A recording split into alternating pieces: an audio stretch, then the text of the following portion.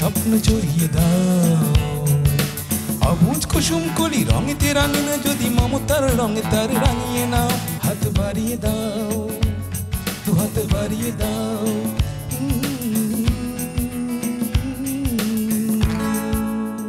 সুপ্রিয় দর্শক, আমন্ত্রণ জানাচ্ছি অটিজম এবং অন্যান্য প্রতিবন্ধিতা নিয়ে RTV নিয়মিত আয়োজন বার্জার পেইন্টস হাত বাড়িয়ে দিলাম অনুষ্ঠানে। আর আপনাদের সাথে আছি আমি সৈয়দা মুনিরা ইসলাম। দর্শক, আজ আমি চলে এসেছি বাংলাদেশের সর্বোচ্চ বিদ্যাপীঠ ঢাকা বিশ্ববিদ্যালয়ে, আর ঠিক এই মুহূর্তে দাঁড়িয়ে আছি অপরাজেয় বাংলার সামনে। দর্শক, ঢাকা বিশ্ববিদ্যালয়ে অধ্যয়নরত প্রতিবন্ধী শিক্ষার্থী ভাই বোনরা একটি সংগঠন পরিচালনা করে, নাম তার ফিজিক্যালি চ্যালেঞ্জ ডেভেলপমেন্ট ফাউন্ডেশন, সংক্ষেপে PDF। দর্শক, আজ এই PDF-এর বিস্তারিত কার্যক্রম আপনাদের সামনে তুলে ধরার জন্যই আমার ঢাকা বিশ্ববিদ্যালয়ে আসা। দর্শক, এখন আমি চলে যাব ফিজিক্যালি চ্যালেঞ্জ ডেভেলপমেন্ট ফাউন্ডেশনের কার্যকরী পরিষদের সদস্যদের কাছে, জানবো PDF নিয়ে তাদের ভাবনার কথা, তাদের আগামীর পরিকল্পনার কথা। থাকুন দর্শক আমার সঙ্গে।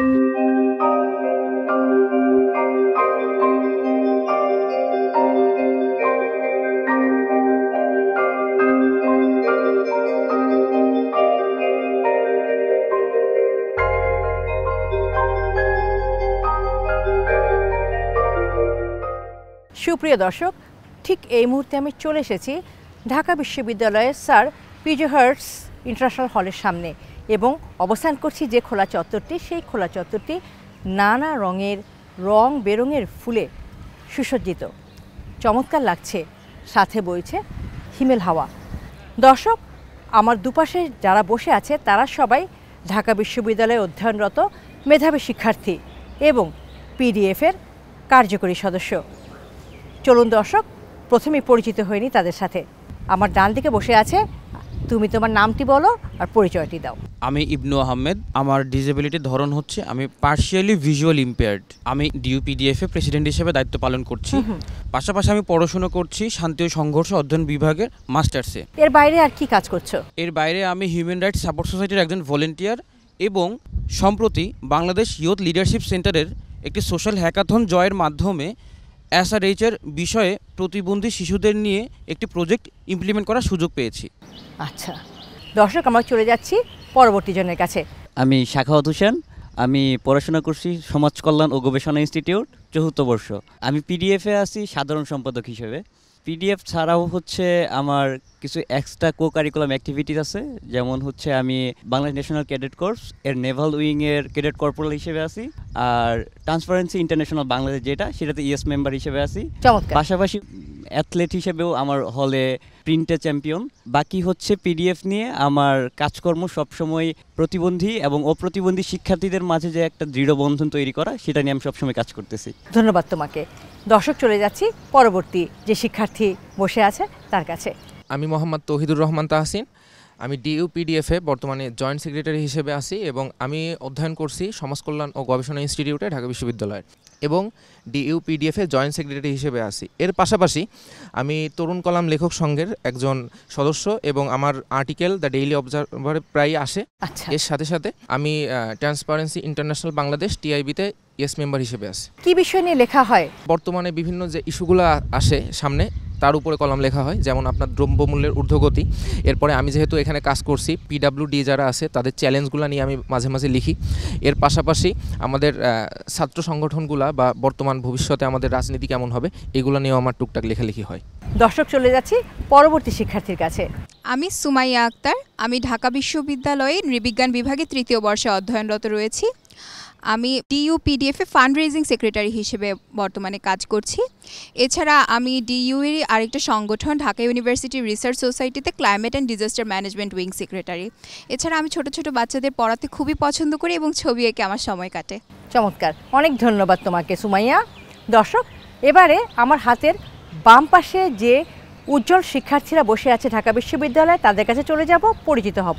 আমি পুষ্পিতা চৌধুরী, আমি একজন হুইলচেয়ার ইউজার পারসন।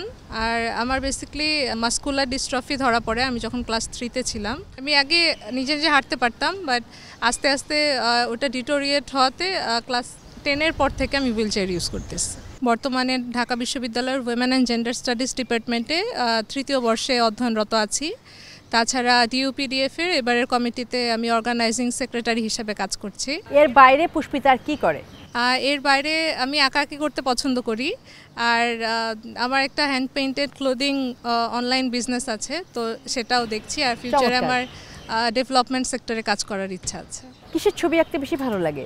আমি অ্যাকচুয়ালি আলপনা মোটিভের জিনিসপত্র আঁকতে খুব পছন্দ করি, আর তাছাড়া কার্টুন বেসড যে কোনো কিছু আঁকি, ভালো লাগে। দর্শক, চলে যাচ্ছি পরবর্তী শিক্ষার্থীর কাছে। আমি মুশফিকুর রহমান, আমি ফিজিক্যাল ডিসেবল, আমার পায়ে সমস্যা আছে আর এই সমস্যাটা জন্মগত। আমি DUPDF এর জেনারেল মেম্বার, পড়াশোনা করছি শান্তি ও সংঘর্ষ অধ্যয়ন বিভাগে প্রথম বর্ষে। এছাড়া পড়াশোনার পাশাপাশি আমি অ্যাসেম্বলি অফ ডিবেটর্সের এক্সিকিউটিভ মেম্বার, আর অবসর সময় আমি মিউজিক শুনে কাটাই। গান গাও না তুমি? মাঝে মাঝে। তোমার নাম কি? আমি শাহাদাত হোসেন শান্ত, আমি শারীরিক প্রতিবন্ধী, আমার পায়ের সমস্যা আছে, এটা জন্মগত। আমি বর্তমানে ঢাকা বিশ্ববিদ্যালয়ে নৃবিজ্ঞান বিভাগে ৪র্থ বর্ষে অধ্যয়নরত আছি এবং DUPDF এ বর্তমান কমিটিতে অ্যাক্সেসিবিলিটি অ্যাফেয়ার্স সেক্রেটারি হিসেবে আছি। এর বাইরে আর কি কাজ করা হয়? এর বাইরে আমি সূর্য সেন হল বাঁধন শাখায় সাধারণ সদস্য হিসেবে কাজ করি। অবসর সময় আমি ক্রিকেট খেলতে ভালোবাসি।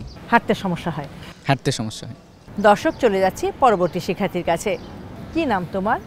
আমার নাম BM রেদওয়ান হাবিব সিয়াম, বর্তমানে বাংলা বিভাগ থেকে মাস্টার্স সদ্য শেষ করেছি। আমি DUPDF এ ফর্মার এক্সিকিউটিভ মেম্বার ছিলাম।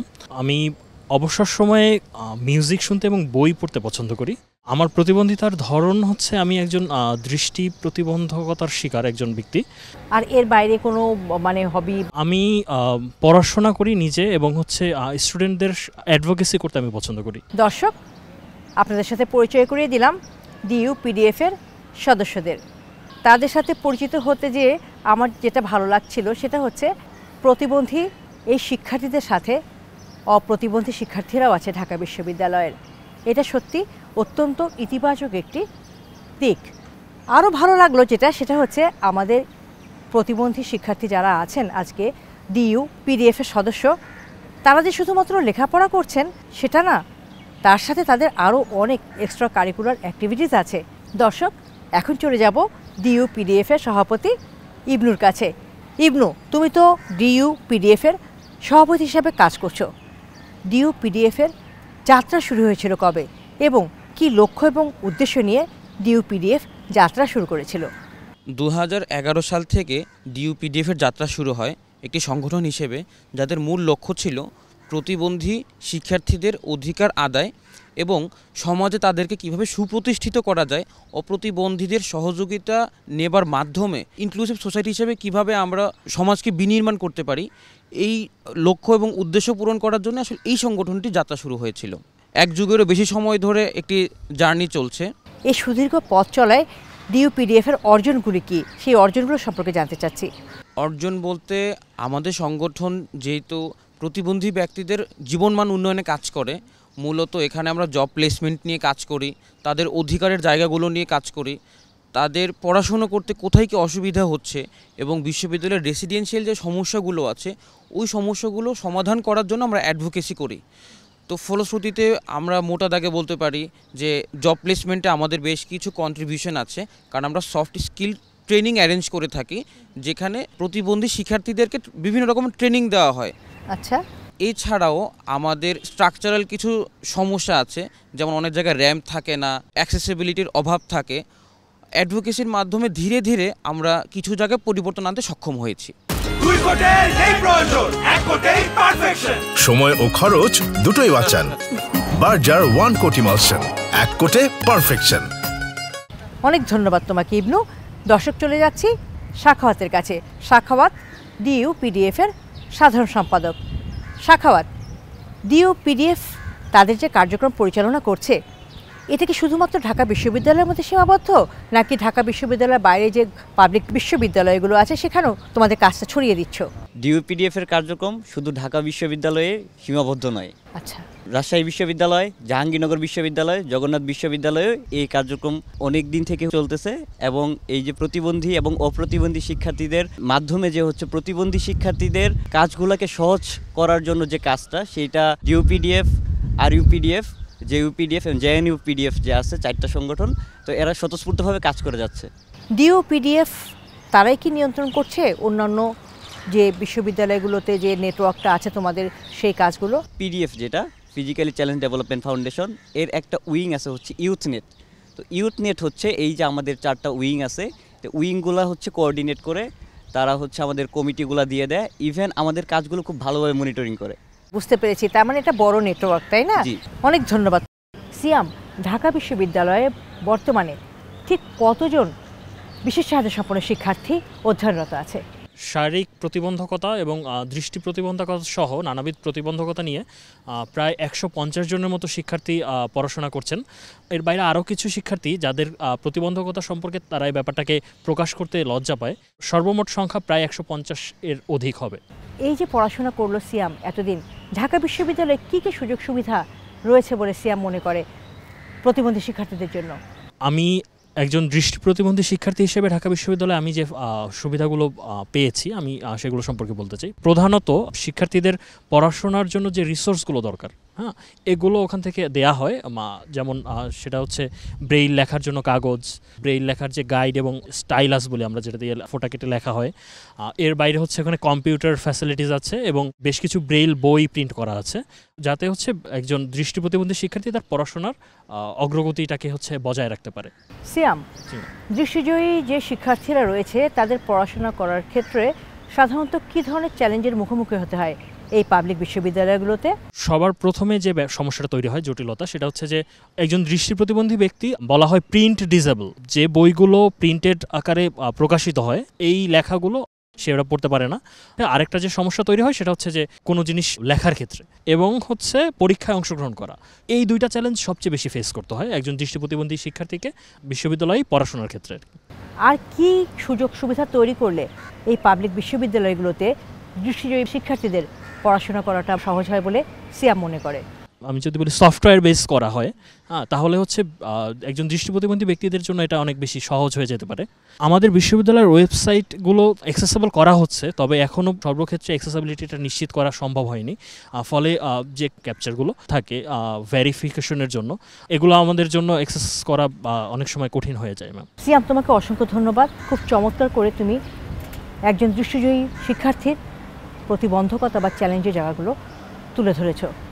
দর্শক, এবারে চলে যাব আমরা শান্তর কাছে, শুনবো শান্তর একজন ফিজিক্যালি চ্যালেঞ্জড শিক্ষার্থী হিসাবে শান্তকে কি কি চ্যালেঞ্জ মোকাবেলা করতে হয়েছে এই ক্যাম্পাসে। তবে তার আগে নিয়ে নেব ছোট্ট একটি বিরতি। দর্শক, অটিজম এবং অন্যান্য প্রতিবন্ধিতা নিয়ে RTV নিয়মিত আয়োজন বার্জার পেইন্টস হাত বাড়িয়ে দিলাম অনুষ্ঠানের এই পর্যায়ে নিয়ে নিচ্ছি ছোট্ট একটি বিরতি। ফিরব কিছুক্ষণের মধ্যেই, আমাদের সঙ্গেই থাকুন।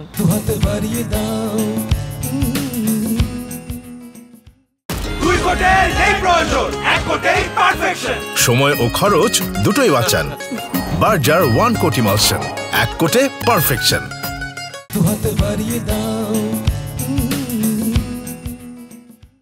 সুপ্রিয় দর্শক, বিরতি শেষে আবারও সবাইকে আমন্ত্রণ জানাচ্ছি অটিজম এবং অন্যান্য প্রতিবন্ধিতা নিয়ে RTV নিয়মিত আয়োজন বার্জার পেইন্টস হাত বাড়িয়ে দিলাম অনুষ্ঠানে। দর্শক, আজ আমি চলে এসেছি ঢাকা বিশ্ববিদ্যালয়ে এবং তুলে ধরছি ঢাকা বিশ্ববিদ্যালয়ের প্রতিবন্ধী শিক্ষার্থীদের পরিচালনায় পরিচালিত একটি সংগঠন DU-PDF-এর বিস্তারিত কার্যক্রম। দর্শক, আবারও ফিরছে আলোচনায়। শান্ত, বিরতিতে যাবার আগে যে প্রশ্নটি তোমার কাছে রেখেছিলাম, একজন ফিজিক্যালি চ্যালেঞ্জ শিক্ষার্থী হিসাবে কি কি চ্যালেঞ্জ তোমাকে মোকাবেলা করতে হয়েছে ঢাকা বিশ্ববিদ্যালয় ক্যাম্পাসে? একজন শারীরিক প্রতিবন্ধী হিসেবে আমাদের আবাসিক সমস্যাগুলো হয়। যেমন আমি একজন শারীরিক প্রতিবন্ধী হিসেবে দেখা গেছে প্রথম বর্ষে এসে আবাসিক একটা সমস্যার ভিতরে পড়ছিলাম। বিভিন্ন প্রশাসনিক ভবন, যেমন আমাদের রেজিস্টার বিল্ডিংয়ে র্যাম্পের ব্যবস্থা নাই, লিফট নাই, এগুলো নিয়ে আমাদের জন্য যারা শারীরিক প্রতিবন্ধী আমরা অনেক সমস্যায় পড়ি, আমাদের অ্যাক্সেস করাটা মানে কঠিন হয়ে যায়। শান্ত, বিশেষ চাহিদা সম্পন্ন শিক্ষার্থীদের সার্বিক জীবনমান উন্নয়নে PDF আসলে কি কি উদ্যোগ গ্রহণ করেছে? যারা একটু অসচ্ছল, যারা একটু চলতে অসুবিধা হচ্ছে, তাদের জন্য সাধারণ শিক্ষাবৃত্তি প্রদান করে থাকে। দক্ষতা উন্নয়নের ক্ষেত্রে skill development plus leadership program, এগুলো বিভিন্ন ধরনের প্রোগ্রাম করে থাকে। তোমাকে অসংখ্য ধন্যবাদ। মুশফিক, বিশেষ চাহিদা সম্পন্ন ব্যক্তিদের গ্রহণযোগ্যতা বৃদ্ধির লক্ষ্যে DU-PDF আসলে কি করছে? তোমরা DU-PDF-এর মাধ্যমে কি ধরনের কার্যক্রম পরিচালনা করছো? বিশেষ চাহিদা সম্পন্ন শিশু যারা আছে তাদের তো একটু এমনিও পারিবারিক ক্ষেত্রে বা সমাজের ক্ষেত্রে গ্রহণযোগ্যতা কম। তাহলে আমি যদি একদম মূল জায়গা থেকে আসি, প্রথমে তো আমাদের সমাজে দৃষ্টিভঙ্গিটা তো চেঞ্জ করতে হবে। যখন আপনার দৃষ্টিভঙ্গি বদলাবে তখন কিন্তু আপনাদের গ্রহণ করবেন। এখানে অনেক ক্ষেত্রে দেখা যায় যে আমরা যারা প্রতিবন্ধকতার শিকার, অনেক ক্ষেত্রে সমাজ যেটা মনে করে যে এটা হয়তো বাবা মার পাপ, বা তারাও হয়তো কখনো কোনো ভুল কাজ করেছিল যার ফলস্বরূপতে তারা এটা পেয়েছে। তো এটা কিন্তু একদমই না, আমরা কিন্তু এতটাই খারাপ না যে আমরা কোনো বাবা মার পাপের ফল বা এরকম কিছু একটা হব। সো এই ধরনের দৃষ্টিভঙ্গি আমাদের সমাজে এখনও রয়েছে, এটা পূরণ করতে হবে। আর এটা পূরণ করার জন্য আমাদের DUPDF যে কাজগুলো করছে সেটা হচ্ছে যে তারা বিভিন্ন ধরনের ক্যাম্পেইন দেশের রুট লেভেলে বা যেখানে এখনও শিক্ষার আলো সেভাবে যায় নাই, জনসচেতনতা বাড়ানোর জন্য তারা ধরনের ক্যাম্পেইন তৈরি করে, বিভিন্ন ধরনের পোস্টার বা লিফলেট তারা বিলি করে থাকে। আগে যে অবস্থাটা ছিল অবস্থাটা কিন্তু এখন ধীরে ধীরে পরিবর্তন হচ্ছে। এখন মানুষ আমাদেরকে সাধারণ মানুষের সাথে কাজ করার সুযোগ দিচ্ছে। আমরা এই যে ঢাকা বিশ্ববিদ্যালয়ে পড়তে পারছি, ঢাকা বিশ্ববিদ্যালয় আগে যে সুযোগ সুবিধাগুলো ছিল এখনকার সুযোগ সুবিধা চ্যালেঞ্জ অবশ্যই আছে, তবে আগেকার থেকে অনেক উন্নত, আমরা অনেক সুযোগ সুবিধা পেয়েছি। অনেক ধন্যবাদ তোমাকে। তাহসিন, তুমি তো একজন অপ্রতিবন্ধী শিক্ষার্থী এবং DUPDF-এর একজন কার্যকরী সদস্য। এই যে অপ্রতিবন্ধী শিক্ষার্থী হিসেবে তোমরা সাপোর্ট দিচ্ছ DUPDF-কে এবং DUPDF-এর প্রতিবন্ধী শিক্ষার্থীদেরকে কিভাবে দিচ্ছ, অংশগ্রহণটা কেমন, এটা একটু জানতে চাচ্ছি। শুরুতেই তাদের সাপোর্টের কথা বলি, তাহলে আমি 3টা ফেজে ভাগ করব।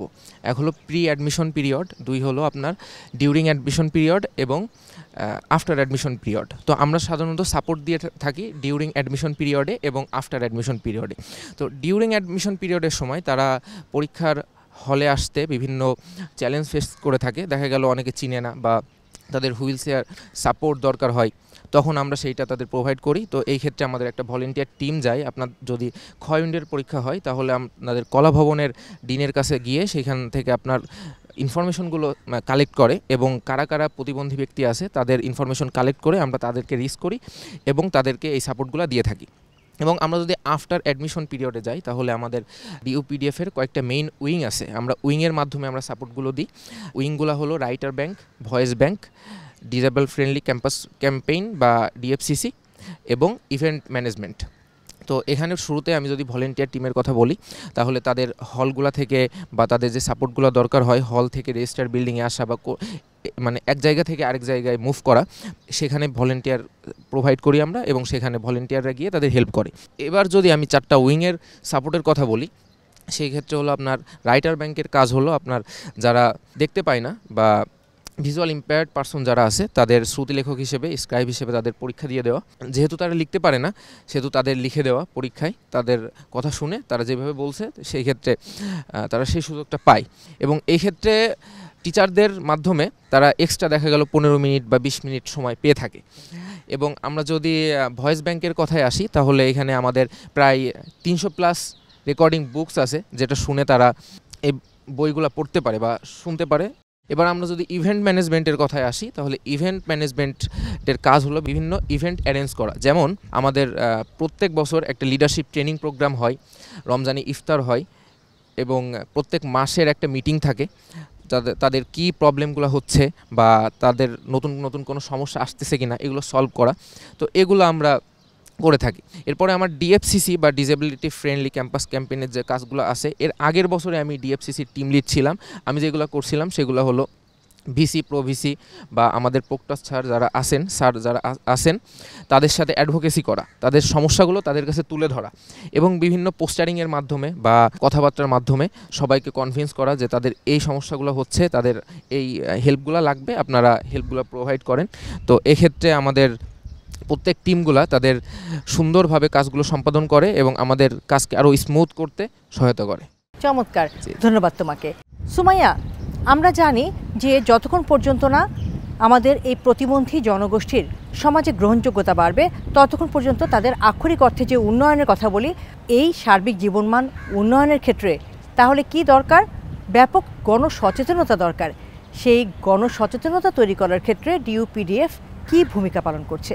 একজন প্রতিবন্ধী শিক্ষার্থী প্রতিদিন যে সুবিধা অসুবিধাগুলোর মধ্য দিয়ে যান তা আমরা অপ্রতিবন্ধী শিক্ষার্থী হিসেবে সবসময় বুঝে উঠতে পারি না। এজন্য আমাদের খেয়ালও থাকে না সব জায়গায় তাদের অ্যাক্সেসিবিলিটি নিশ্চিত করা হচ্ছে কিনা। অ্যাক্সেসিবিলিটি বলতে তারা যখন আমাদের সাথে কোথাও যাচ্ছেন কিংবা আমাদের সাথে পড়াশোনা করছেন, তাদের যে সমস্যাগুলো হচ্ছে সেই সমস্যাগুলো আমরা খেয়াল রাখতে পারি না। এটা হচ্ছে সচেতনতা আমাদের এখানে খুবই গুরুত্বপূর্ণ। সচেতনতা বৃদ্ধিকল্পে কী ধরনের কাজ তোমরা করে থাকো? সচেতনতা বৃদ্ধির জন্য আমরা ক্যাম্পেইনিং অন অ্যাওয়ারনেস বিল্ডিং করে থাকি। এখানে আমরা পোস্টারিং করি, আমরা লিফলেট বিতরণ করি এবং ব্যক্তিগতভাবে যদি প্রয়োজন পড়ে আমরা শিক্ষার্থীদেরকে এ ব্যাপারে সচেতন করে থাকি, জানিয়ে থাকি। অনেক ধন্যবাদ তোমাকে, চমৎকার করে বলেছো। দর্শক, এবারে আমি চলে যাচ্ছি হুইল চেয়ার ব্যবহারকারী বিশেষ চাহিদা সম্পন্ন শিক্ষার্থী পুষ্পিতার কাছে। পুষ্পিতা, তুমি চমৎকার ছবি আঁকো বলেছো, তুমি কি কয়েকটা ছবি নিয়ে এসেছো আমাদের জন্য? তোমার সাথে আছে? হ্যাঁ আছে। আমাদেরকে একটু দেখাও, আমাদের দর্শকদেরকে একটু দেখাও। এই যে এগুলো আমার আঁকানো ছবি, এগুলো সব কার্টুন ক্যারেক্টারের ওপর করা একটা ড্যাশবোর্ডের মতো।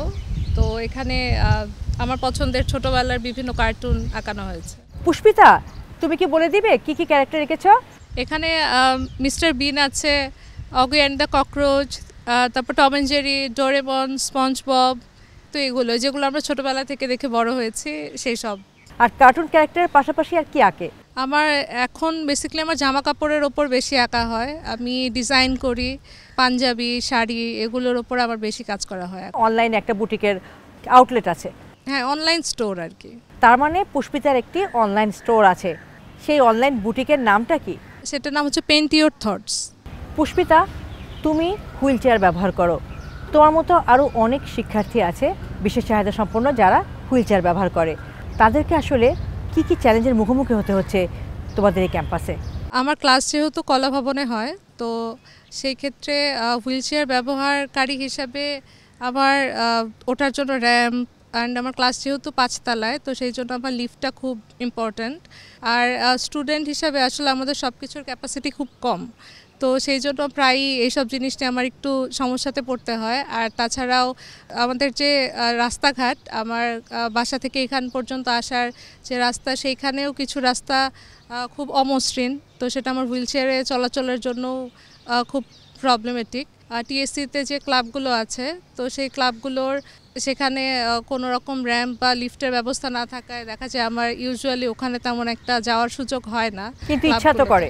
হ্যাঁ হ্যাঁ, প্রতিবন্ধী শিক্ষার্থী হিসেবে ক্যাম্পাসে আসার পর আমার সবথেকে বেশি যেটা নিয়ে সমস্যার সম্মুখীন হতে হয়েছে সেটা হচ্ছে ওয়াশরুম অ্যাক্সেসিবিলিটি নিয়ে।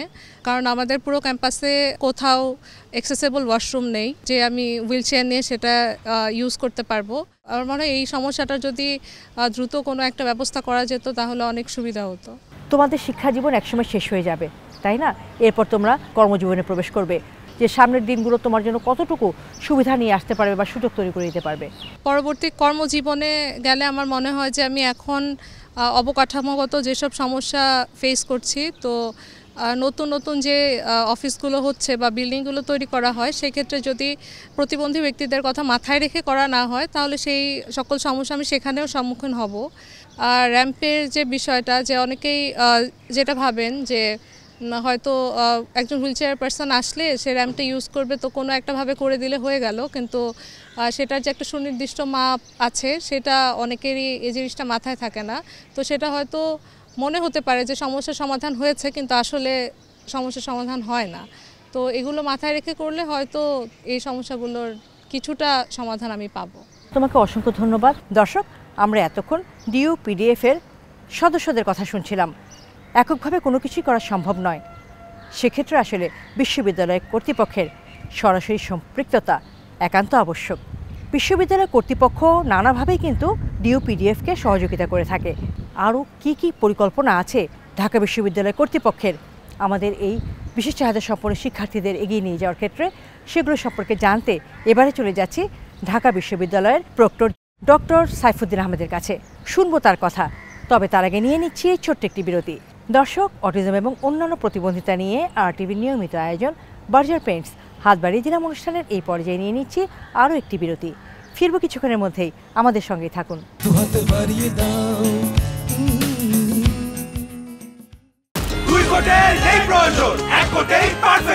সময় ও খরচ দুটোই বাঁচান। বার্জার 1 কোট ইমালশন, 1 কোটে পারফেকশন।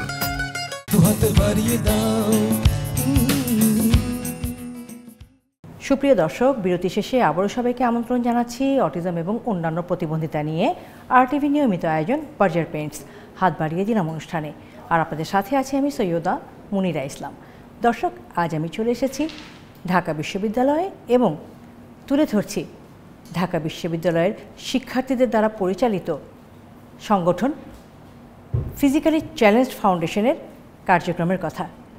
দর্শক, তারই ধারাবাহিকতায় এখন আমি কথা বলছি ঢাকা বিশ্ববিদ্যালয়ের প্রক্টর ডক্টর সাইফুদ্দিন আহমেদের সাথে। কেমন আছেন? বিশেষ চাহিদা সম্পন্ন শিক্ষার্থী ঢাকা বিশ্ববিদ্যালয়ে, আসলে এদের সংখ্যা কিন্তু কম নয়, অনেক শিক্ষার্থী কিন্তু অধ্যয়ন করছে বর্তমানে। বিশেষ চাহিদা সম্পন্ন শিক্ষার্থী মানে তাদের রয়েছে বিশেষ কিছু চাহিদা। এই বিশেষ চাহিদাগুলোকে ঢাকা বিশ্ববিদ্যালয় কিভাবে অ্যাড্রেস করছে? ঢাকা বিশ্ববিদ্যালয়ে বিশেষ চাহিদা সম্পন্ন শিক্ষার্থীদের ভর্তির ব্যাপারে একটা বিশেষ সুবিধা দিচ্ছে। আপনি জানেন তাদের জন্য একটি কোটা রয়েছে, বিশেষ চাহিদা সম্পন্ন শিক্ষার্থীরা এখানে ভর্তি হতে পারে। কিন্তু এই বিশেষ চাহিদা সম্পন্ন শিক্ষার্থীদের ব্যাপারে বিশ্ববিদ্যালয়ের তরফ থেকে যে অবকাঠামোগত এবং একাডেমিক যে সমস্ত সুযোগ সুবিধা প্রদান করা দরকার, সেগুলো প্রয়োজনের তুলনায় এই মুহূর্তে মোটামুটি অপ্রতুল বলতে পারি। তবে আমাদের কেন্দ্রীয় গ্রন্থাগারে দৃষ্টি প্রতিবন্ধী বা দৃষ্টি স্বল্পতা আছে, এদের জন্য বিশেষ ব্যবস্থা রয়েছে। ঢাকা বিশ্ববিদ্যালয়ে একটি বিশেষায়িত স্বতন্ত্র একাডেমিক বিভাগ রয়েছে, যেখানে যে বিভাগের নাম যোগাযোগ বৈকল্য বিভাগ, যেখানে আমরা বিশেষ করে স্পিচ প্রবলেম যাদের আছে তাদের কমিউনিকেশন এবং অন্যান্য কমিউনিকেশন ডিসঅর্ডার আমরা বলছি, তাদের ব্যাপারে একটা একাডেমিক প্ল্যাটফর্ম এটা। সেখানে আন্ডারগ্র্যাড প্রোগ্রাম করছে, সেখানে নানান রকমের প্রশিক্ষণ হচ্ছে, সেখানে শর্ট কোর্স আছে, যাতে করে প্রশিক্ষিত জনগোষ্ঠী তৈরি হতে পারে যারা এই বিশেষ চাহিদা সম্পন্ন, বিশেষ করে যোগাযোগে করার ক্ষেত্রে যাদের দুর্বলতা আছে বা বিশেষ অসুবিধা, তাদের ব্যাপারে কাজ করতে পারে। এটা আমরা একটা প্রাতিষ্ঠানিক ব্যবস্থা করতে পেরেছি। বিশেষ চাহিদা সম্পন্ন শিক্ষার্থীরা এই ঢাকা বিশ্ববিদ্যালয় ক্যাম্পাসে কি কি ধরনের চ্যালেঞ্জের সম্মুখীন হচ্ছে? আপনি তাদের শিক্ষক হিসাবে কি চ্যালেঞ্জগুলো চোখে পড়েছে, আপনার অভিজ্ঞতা জানতে চাচ্ছি। আমি 28শে আগস্ট দায়িত্ব নেওয়ার পরে আমি উপাচার্যের মধ্যে বিভিন্ন হলে আমরা গিয়েছি। সেখানে আমরা দেখেছি যে স্বাভাবিক শিক্ষার্থীরা তাদের বিভিন্ন ব্যবহার্য জিনিস রাখেন, বারান্দায় সাইকেল রাখেন। দৃষ্টি প্রতিবন্ধী যারা সাদা ছড়ি ব্যবহার করেন, পেয়েছি যে তারা ব্লক হয়ে থাকে। সো এটা জানার পরে আমরা যেটা করেছি, বিভিন্ন হলে যখন যাই আমরা শিক্ষার্থীদের এই ব্যাপারে সচেতন করছি যে তুমি যেরকম যে স্বাভাবিক শিক্ষার্থী, আর একজন একটু অসুবিধা, এই ব্যাপারে তোমাকে মাথায় রাখতে হবে, কারণ তোমার সহযোগিতা না থাকলে ও স্বাভাবিকভাবে কাজ করতে পারবে না। তবে এটা হয়তো আরও প্রাতিষ্ঠানিকভাবে সচেতনতামূলক কাজ করার সুযোগ রয়েছে। আমরা বিভিন্ন হলের প্রভোস্টদের সাথে যখন বসেছি তখনও বলেছি আপনারা যখন শিক্ষার্থীদের সাথে বসবেন তখনই বার্তাটা দিবেন, বিশেষ করে হলে যে সমস্ত প্রতিবন্ধী শিক্ষার্থীরা থাকে তাদের উপযোগী কিভাবে করতে পারেন এবং যারা স্বাভাবিক আছে তাদেরকেও কিভাবে আপনারা সচেতন করতে পারেন যাতে করে ওদের অসুবিধাগুলো বিবেচনায় নেয়। তো আমি অনুরোধ জানাবো এই প্রতিষ্ঠান যারা কর্মকর্তা বা সদস্য আছেন তারাও যেন আমাকে অবহিত করেন যে কিভাবে আরও সচেতনতামূলক কাজটা আমরা এগিয়ে নিতে পারি। ওদের কর্মকাণ্ডের মধ্যে দিয়ে তো এগিয়ে যাবেই, কিন্তু আমাদেরকে যদি বলে বা আমাদের সহায়তা চায় কোন ক্ষেত্রে, সেটা আমাদেরকে জানালে আমরা নিশ্চয়ই এগিয়ে আসব। আমাদের এই বিশেষ চাহিদা সম্পন্ন শিক্ষার্থীদের উচ্চশিক্ষা নিশ্চিত করতে এবং তাদের কর্মসংস্থান নিশ্চিত করতে ঢাকা বিশ্ববিদ্যালয়ে কি পরিকল্পনা রয়েছে?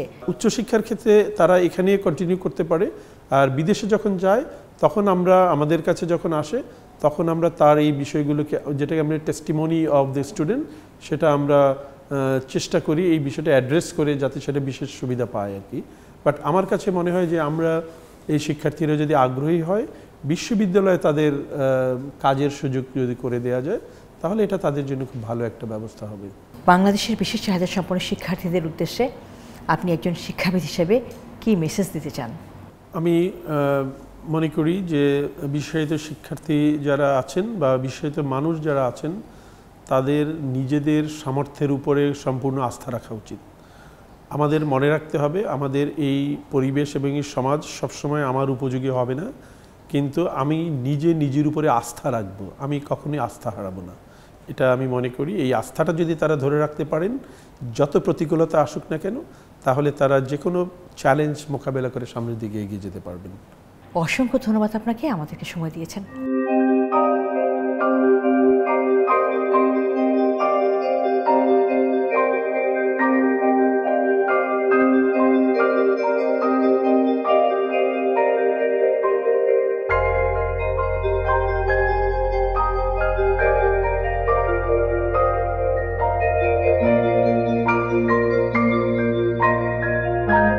দর্শক, আজ আমি সারাদিন কাটালাম ঢাকা বিশ্ববিদ্যালয়ে অধ্যয়নরত প্রতিবন্ধী শিক্ষার্থী এবং অপ্রতিবন্ধী শিক্ষার্থীদের দ্বারা পরিচালিত ফিজিক্যালি চ্যালেঞ্জ ডেভেলপমেন্ট ফাউন্ডেশনের সদস্যদের সাথে। শুনলাম পিডিএফ নিয়ে তাদের পরিকল্পনার কথা, শুনলাম পিডিএফের বিস্তারিত কার্যক্রম, জানলাম ঢাকা বিশ্ববিদ্যালয়ে অধ্যয়নরত প্রতিবন্ধী শিক্ষার্থীদের নানা ধরনের চ্যালেঞ্জের কথা। সুপ্রিয় দর্শক, সকলের আন্তরিক প্রচেষ্টায় ঢাকা বিশ্ববিদ্যালয় সহ দেশের সকল সরকারি এবং বেসরকারি বিশ্ববিদ্যালয়ে অধ্যয়নরত আমাদের এই বিশেষ চাহিদা সম্পন্ন শিক্ষার্থীরা তাদের চাহিদা অনুযায়ী সুযোগ পাবে এবং সকলের সহযোগিতায় সামনের দিকে এগিয়ে যাবে। এই প্রত্যাশায় আজকের মতো এখানে শেষ করছি। অটিজম এবং অন্যান্য প্রতিবন্ধিতা নিয়ে RTV নিয়মিত আয়োজন বার্জার পেইন্টস হাত বাড়িয়ে দিলাম অনুষ্ঠান। দেখা হবে আগামী পর্বে। সেই পর্যন্ত সবাই ভালো থাকুন, সুস্থ থাকুন, RTVর সঙ্গেই থাকুন। স্বপ্ন জড়িয়ে দাও অবুঝ কুসুম কলি রঙেতে রাঙিয়ে, যদি মমতার রঙে তার রাঙিয়ে নাও। হাত বাড়িয়ে দাও, দু হাত বাড়িয়ে দাও।